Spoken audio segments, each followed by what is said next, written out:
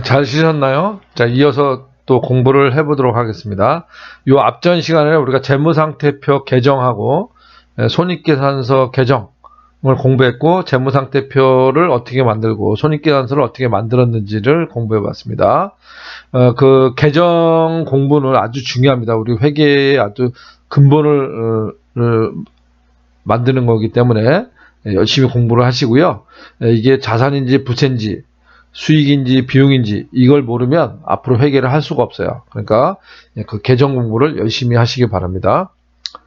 자, 이번에는 그 이제 손익 계산을 어떻게 하는지를 공부를 해볼 건데요. 요거는 이제 순전히 객관식 용도로 설명을 드리는 거고, 실기에서는 뭐 쓸 일은 없습니다. 우리가 단기 손익을 계산하는 방법은 크게 재산법이 있고요. 재산법이 있고 손익법이 있어요. 결론을 말씀드리면 이 재산법은 현실에서 사용할 수가 없어요.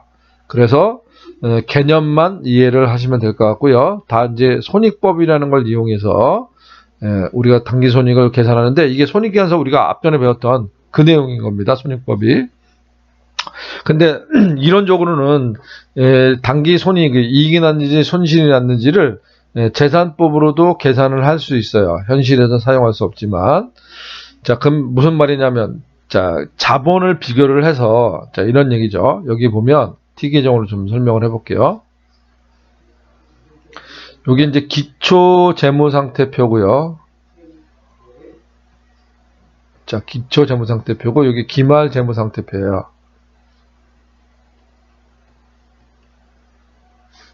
그러면 자, 재무상태표니까 차변에 뭘 기록합니까? 자산을 기록하고요. 그럼 여기서 말하는 자산은 기초자산이 되겠죠. 그 다음에 부채하고 대변은 자본이 되겠습니다. 그럼 요거는 무슨 자본이 되겠습니까? 기초자본이 되는 거죠. 기초자본. 자, 그 다음에 기말재무상태표를 비교를 해보면, 자, 재무상태표 차변이 자산이 되는데 요건 기말자산이 되겠죠. 그 다음에 대변에는 부채하고 자본이 될 겁니다. 자, 그럼 이 자본 안에는 뭐가 포함되어 있냐면 이익이 포함되어 있다고 생각을 하세요. 이 자본 안에 뭐가 포함되어 있다? 이익이 포함되어 있다. 그럼 이 자본은 무슨 자본이에요? 기말자본이죠. 요거는 기말자본입니다. 자, 그러면 요거를 비교를 해보는 거야. 기초자본하고 기말자본을 비교를 해서, 자, 기말자본이 커졌다는 얘기는, 자, 추가적인 출자나, 자, 인출이 없다고, 그러니까 이렇게 생각을 해보세요. 자, 사장이 회사 돈을 가져가거나 또는 자기 돈을 사장 돈을 회사에 집어넣지 않는 이상 추가 출자나 인출이 없다고 가정했을 때는, 자, 기말 자본이 늘어났다는 얘기는 뭐예요? 이익이 생겼다는 얘기고요. 반대로 변동이 없었을 때, 자, 추가 출자나 인출이 없었다 가정하고, 자, 기말 자본이 줄어들었다는 얘기는 뭐가 발생했다? 손실이 발생했다. 그렇게 보는 거예요. 그래서 자, 기말 자본하고 기초 자본을 비교를 해서 이익이 났는지 손실이 났는지를 비교를 해서 우리가 단기 손익을 구할 수도 있다는 거죠. 그게 재산법이라는 겁니다. 여기서 보듯이, 자, 기말 자본에서 뭘 빼면, 기초 자본을 뺐을 때, 이제 기말 자본이 컸다는 가정이죠. 자, 뺐을 때 그 차이가 뭐가 된다? 순이익이 된다, 이런 얘기입니다. 단기 순이익이 되겠죠. 자, 그러면 반대로 이제 기초 자본이 이제 기말 자본이 줄어들었다면 기초 자본에서 뭘 뺀다? 기말 자본을 빼게 되면, 자, 그거는 자본이 줄어든 거니까 손실이 발생했다, 이렇게 얘기할 수 있겠네요. 자, 기말 자본은요, 이렇게 얘기할 수 있죠. 얘를 어떻게 구해요? 얘를 기말 자산에서 뭘 뺀 거야? 기말 부채를 빼면 얘가 되는 거죠. 네, 그렇게 표현할 수도 있고요. 그 다음에 마찬가지로 얘도 어떻게 해요? 기초 자산에서 뭘 빼면, 기초 부채를 빼면 기초 자본이 되겠죠.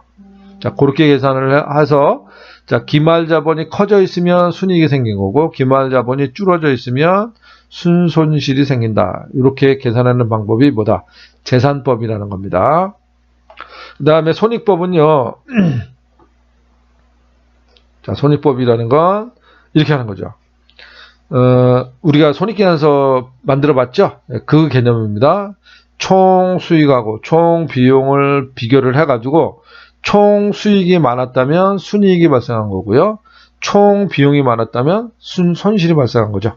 자, 그렇게 해서 당기 순손익을 구하는 방법이 손익법이 되겠는데, 자, 재산법은 이론적으로 가능하지만 현실적으로는 적용하기가 어렵습니다. 그래서 다 뭘 적용한다? 손익법을 적용해서 이익 또는 손실을 계산합니다. 자, 밑에 예제를 잠깐 볼까요? 제가 지금 답을 보면서 말씀을 드릴게요. 제가 지금 계산기를 쓰는 거를 시간 아끼기 위해서요. 자, 그럼 여기가 기초 재무상태표고요. 여기가 기말 재무상태표예요. 그러면 기초는 자산에서, 자, 자산은, 기초자산은 기초부채 플러스 기초자본이죠. 마찬가지로 기말재무상태표, 기말자산은 기말부채 플러스 기말자본이 되겠습니다. 여기까지가 이제 재무상태표인 거고, 여기는 이제 경영성과인데, 총 수익에서 총 비용을 빼면 얘가 크면은 순이익이, 얘가 크면 손실이 발생하는 거죠. 자, 그럼 첫 번째 회사 보겠습니다. 자, 군데군데 빵꾸를 내놓고요. 요걸 채우는 문제가 되겠습니다. 그러면 자산은 부채 더하기 자본이니까 얘가 16만 원이잖아요. 기초자산이. 그러면 요거 두 개를 합친 것도 얼마가 돼야 돼요? 16만 원이 돼야 되죠. 그럼 16만 원에서 기초자본을 빼면 기초부채를 구할 수 있겠네요. 그럼 얘에서 얘를 뺀 게 얼마다? 7만 1,000원이 나옵니다. 그래서 기초부채가 7만 1,000원이었구나 라는 걸 알 수 있겠죠.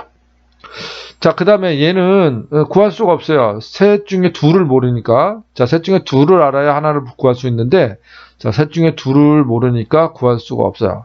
대신에 요쪽을 딱 보니까, 아하, 여기서 뭔가 힌트를 얻을 수 있겠네요. 자, 총 수익이 97,000원이고, 총 비용이 88,000원이에요. 그러면 수익이 더 컸네요. 그럼 순이익이 발생했겠습니다. 그러면 이 수익에서 비용을 빼니까, 자, 순이익이 얼마 생겼다? 9,000원이 생겼다. 이런 얘기죠. 자, 9,000원이 생겼습니다. 자, 그러면 여기 보면 기초자본이 있고요. 기초자본이 89,000원이고, 자, 기말자본은 가르쳐주지 않았습니다. 기말자본은 가르쳐주지 않았는데 이익이 9,000원 생겼다는 얘기는 기말자본이 기초자본보다 9,000원만큼 늘어났다는 얘기죠. 맞습니까? 네, 그럼 여기 89,000원에다가 얼마를? 이익 9,000원을 더하면 기말자본이 되겠죠. 그렇게 계산된 금액이 얼마가 된다? 네, 98,000원이 되겠습니다. 여기가 98,000원이라는 걸 알 수 있겠죠. 그럼 이제 셋 중에 두 개를 아니까, 자, 나머지를 구할 수 있겠네요. 요 둘을 더한 게 뭐가 되는 거예요? 기말자산이 되는 거죠. 요 둘을 더한 게 얼마다? 네, 25만 3천원이 되네요. 그러니까 여기가 25만 3천원이 된다. 자, 그런 얘기입니다. 자, 두 번째 회사 보겠습니다. 자, 셋 중에 둘을 아니까, 자, 나머지 하나를 구할 수 있겠죠. 부채하고 자본을 더하면 자산을 구할 수 있는 거죠. 자, 그럼 5번은 두 개 더하면 얼마다? 17만 7천원이 되네. 얘가 17만 7천원이 된다. 이런 얘기입니다. 자, 그 다음에 여기도 셋 중에 두 개를 아니까 나머지를 하나 구할 수 있겠습니다. 자산은 부채 더하기 자본이니까 자산에서 부채를 빼면 자본을 구할 수 있겠네요. 요렇게 구한 게 15만 4천에서 6만 1,500원을 뺀 금액이 자본이니까요. 자, 요게 얼마가 나온다? 네, 92,500원이 나오네요. 여기가 92,500원이 됩니다. 자, 그래서 다 채웠고요. 아, 여기는 셋 중에 둘을 모르네요. 대신에 요걸 통해서 기초자본하고 기말자본을 비교를 해서, 자, 비교를 해보니까 기초자본이 더 컸네요. 기말자본보다 기초자본이 500원만큼 컸습니다. 그럼 기초자본이 컸다는 얘기는 기말자본이 줄어들었다는 얘기죠. 손실이 났다는 얘기입니다. 그러니까 얘는 순손실이 500원 발생한 거예요. 자, 그러니까 여기가, 자, 회계에서 마이너스는요, 이렇게 앞에다가 세모를 치면 그게 마이너스라는 뜻입니다. 그래서 500원 손실, 그러니까 순손실을 의미하는 거죠. 순손실이 500원이다. 그런 얘기야.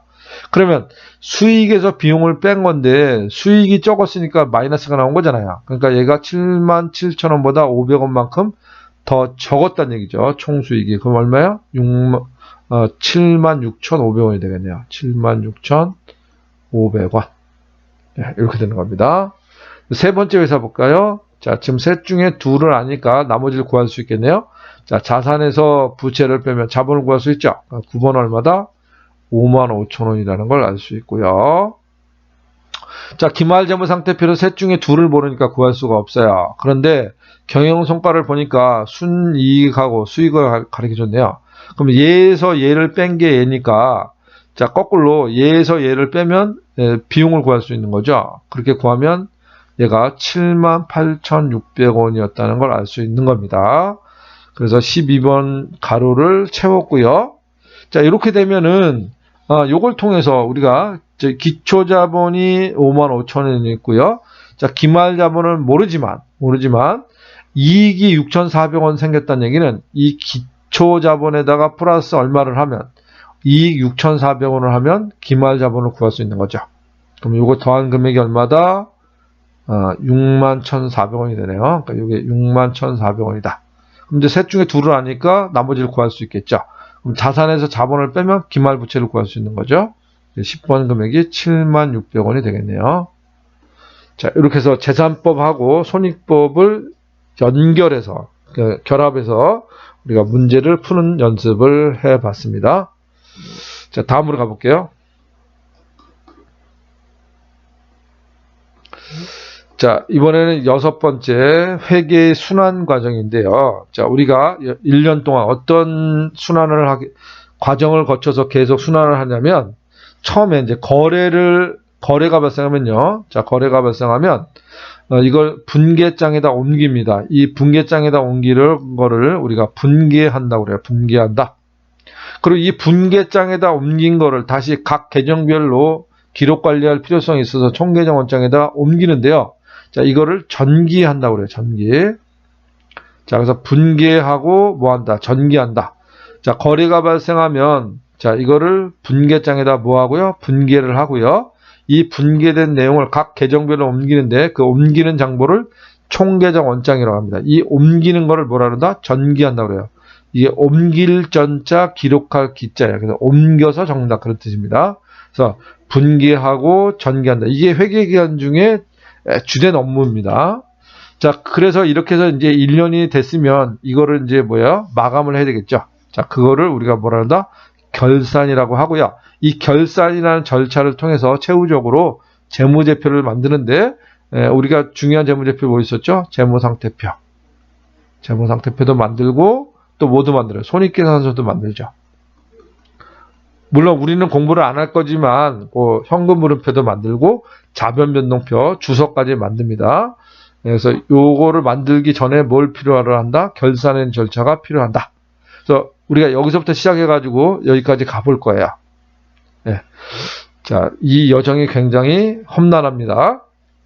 자, 그럼 처음부터 시작을 해볼 건데, 자, 거래라는 거에 대해서 공부를 해볼 거예요. 자, 우리가 회사 일이 이제 회사 출근을 하게 되면 이제 계속 여러 가지 일들이 발생하는데, 자, 이런 일들을 다 기록할 거냐? 그렇지 않다는 거예요. 자, 여러 가지 일들, 회사에서 발생하는 여러 가지 일들 중에서 이렇게 구분을 하는 겁니다. 자, 회사에서 발생하는 일 중에 둘로 구분합니다. 거래인 것과 거래가 아닌 것.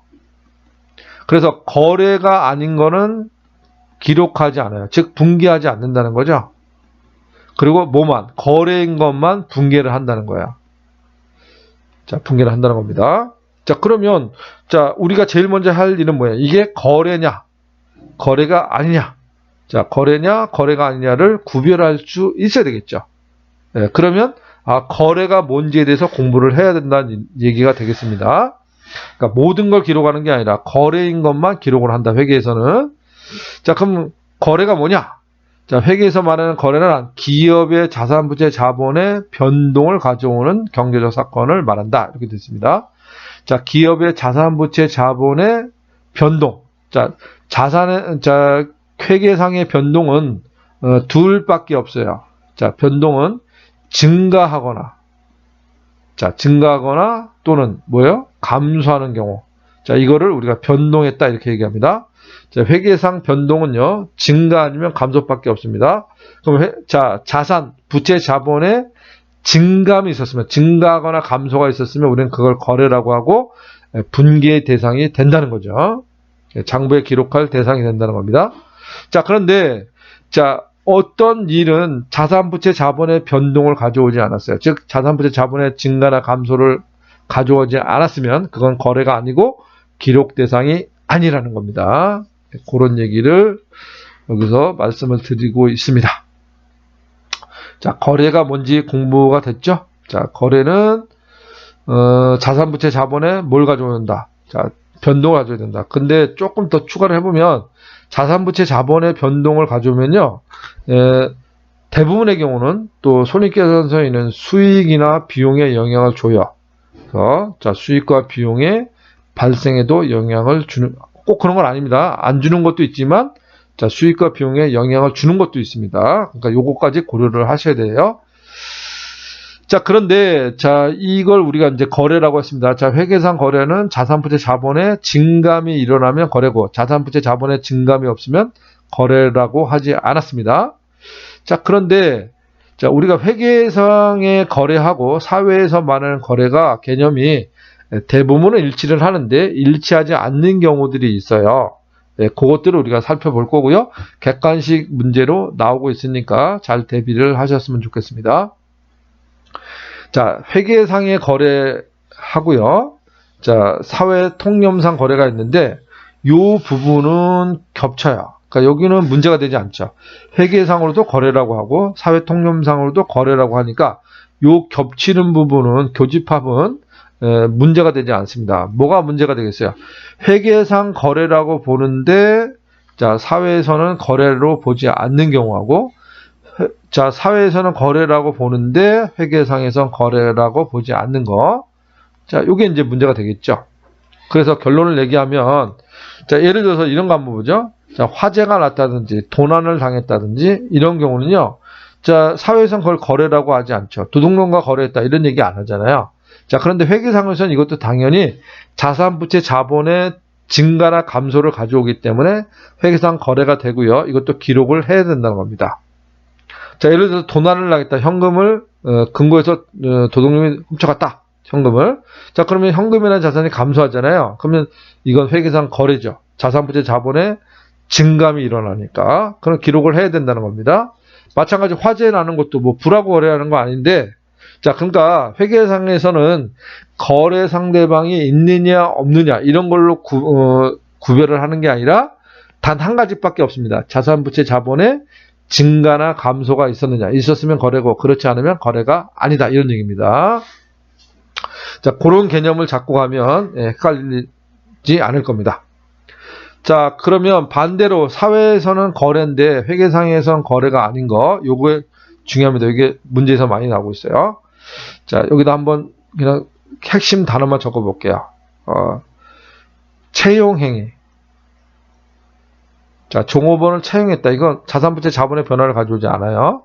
그러니까 거래가 아니고요. 그 다음에 계약행위. 계약 자체만. 자, 계약은 거래가 아닙니다. 자, 자, 사회에서는 거래라고 하는데, 자, 회계상에서는 자산부채 자본의 변화가 일어나지 않기 때문에 거래라고 하지 않아요. 그 다음에 주문행위. 주문만 이루어진 거는 거래가 아닙니다. 요건 거래예요. 자, 주문을 하고 그 이후에 계약금을 주고받았다. 이렇게 하면 자산부채 자본의 변화가 일어나니까 그건 거래입니다. 그러나 단순히 주문만 한 거는 기록 대상이 아닙니다. 주문, 그 다음에 담보, 자, 돈을 빌리기 위해서 담보를 제공했다. 이런 것들 계약이 아닙니다. 거래가 아닙니다. 그 다음에 또 뭐가 있죠? 계약, 채용, 계약, 주문, 담보, 보증도 마찬가지고요. 거래 아닙니다. 뭐, 요 정도, 이런 것들은 회계상 거래가 아니라는 거 잘 알고 있으면 좋겠습니다. 자, 연습을 해볼게요. 자, 다음 중 거래인 거는 공표, 거래가 아닌 거는 X표를 하라.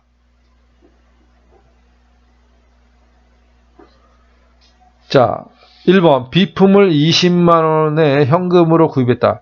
자, 그러면 비품이라는 자산이 증가하고요. 자산 증가, 그다음에 현금이라는 자산이 감소했죠. 이건 자산 부채 자본의 거래가 증감이 일어났으니까 거래죠. 자, 공입니다. 공표. 자, 이렇게 생각하면 안 됩니다. 자, 자산도 20만 원 증가했고요. 또 현금이라는 자산도 감소했죠. 그러면 서로 쌤쌤이다. 변화가 없네. 이렇게 하면 안 됩니다. 계정별로 따지는 거야. 자, 비품이라는 자산 증가했고요. 분명히 현금이라는 자산 감소했습니다. 자산별로 파악하는 겁니다. 거래고요. 광고로 30만 원 현금 지급했다. 그러면 비용이 발생했죠. 아까 자산부채 자본의 증감이 일어나면 대부분의 거래는 수익 비용에도 영향을 준다고 그랬죠. 그럼 현금이나 자산이 감소했고요. 차변에 비용이 발생했네요. 그럼 거래네요. 자, 거래입니다. 월급 100만 원을 주기로 하고 종업원을 채용했다. 그럼 자, 월급 100만 원을 주기로 하고 여기가 100만 원을 준 게 아니잖아요. 단순히 채용만 한 거죠. 그럼 이건 거래가 아닙니다. 자산부채 자본의 변화를 가져오지 않았습니다. 그러니까 거래가 아니다. 자, 전철안에서 현금 50만 원을 도난당했다. 자, 도둑놈하고 거래했느냐? 자, 거래 상대방이 있느냐 없느냐는 중요하지 않다고 그랬습니다. 자, 현금이나 자산이 감소했잖아요. 자, 그러니까 이건 거래가 되겠습니다. 상품 20만 원 주문받다. 주문 자체는 거래가 아니라고 그랬죠. 자, 주문하고 계약금을 주고받는다. 그러면 그건 거래입니다. 주문 자체는 거래가 아니다. 자, 차입금 60만 원 현금으로 상환하다. 자, 돈을 갚았다는 거예요. 그럼 부채가 차입금이나 부채가 감소한 거죠. 그럼 이건 거래네요. 2억의 토지를 은행에 담보 제공하고 1억을 차입하기로 약정했다. 자, 담보 제공 거래 아니고요. 차입한 게 아니라 약정만 한 거죠. 그러니까 이거는 자산부채 자본의 변화를 가져오지 않습니다. 그러니까 거래가 아닙니다. 1억의 건물이 화재가 발생하다. 그럼 이거는 건물의 자산이 감소했죠. 화재가 발생했으니까. 그리고 비용도 발생했어요. 재해 손실할 비용도 발생했습니다. 어찌됐든 자산의 감소를 가져왔고요. 이건 기록 대상이 되겠습니다. 거래죠. 자, 9번째, 거래처에게 현금 200만 원을 대여하다. 자, 돈을 200만 원을 빌려줬어요. 그러면 대여금이라는 자산이 증가했죠. 그리고 현금이라는 자산이 감소했습니다. 거래죠. 자, 거래가 되겠습니다. 자산부채 자본의 증감을 가져왔습니다. 10번, 트럭을 현금 5만 원에 수리하다. 그러면 현금이라는 자산이 감소했네요. 자, 그러니까 거래가 되겠습니다. 이렇게 거래냐 거래가 아니냐를 판단하는 게 굉장히 중요하다. 왜? 자, 우리가 거래인 것만을 기록하기 때문에 거래가 아닌 거를 기록하면 안 되겠죠. 그래서 거래냐 거래가 아니냐를 판단하는 게 굉장히 중요하다라는 걸 말씀드렸습니다. 자, 여기는 좀 끊고 가겠습니다. 자, 쉬었다가 또 진행해 보도록 하겠습니다.